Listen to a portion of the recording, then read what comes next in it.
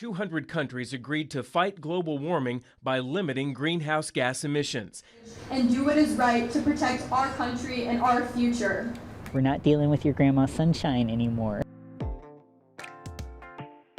On November 15th, 2023, the USDA announced they had changed their plant hardiness zone map, which had not been updated since 2012.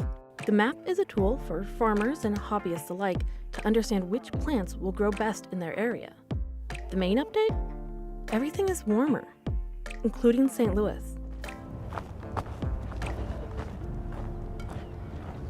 We've struggled with a lot more disease, fungal disease on tomato and pepper plants, even the hardier varieties that usually are pretty resistant. They've struggled.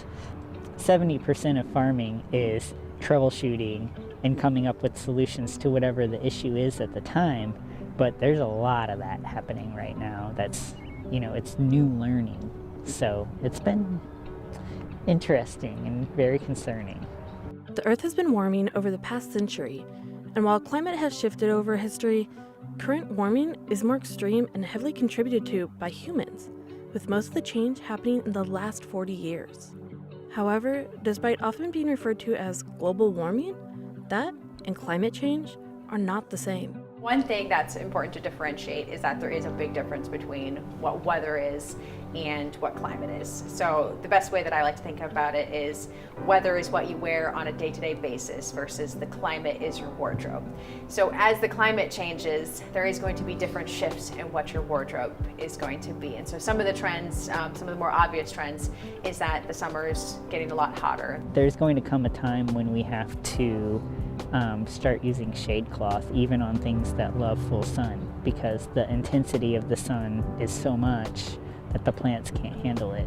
I tell people, because we have a lot of volunteer groups and staff and apprentices that come, and I'm like, put on your sunscreen. I tell them, we're not dealing with your grandma's sunshine anymore. It is a lot more intense. You will burn really quickly, and it's just all those things that are not what they used to be like. It's also important to note that even during a changing climate, you're still going to have the cold extremes. The temperature, the weather can vary quite a bit from year to year, so it's getting kind of harder to predict or what to expect or what we're going to see in the coming year. Despite the Zone 7 shift for St. Louis, the Midwest region has always been known for extreme weather changes. We have a lot of Zone 7 plants that we test out actually in the demonstration gardens. We have a little climate garden where we see, okay, let's try some 7, 8, 9, see if they survive. Well, a lot of those Zone 7s died, and a lot of plants will still die at Zone, even though we're Zone 7. And what we found is that sometimes on our milder winters, those plants will survive, no problem. But if we have a really severe winter, it will knock back or potentially kill those Zone 7 plants. So general trends, the Midwest has always been prone to extreme weather because we have the Gulf moisture, we have the Rockies that's off to the west, we have more mountain ranges off to the east. So it's kind of this central zone in the United States to where the weather is contained a bit more, and we can get these wild temperature strings. We can pull in air masses from different parts of the world, basically, or North America, to feed our weather. As weather patterns shift and gardening practices change, experts emphasize the need to continue learning the field.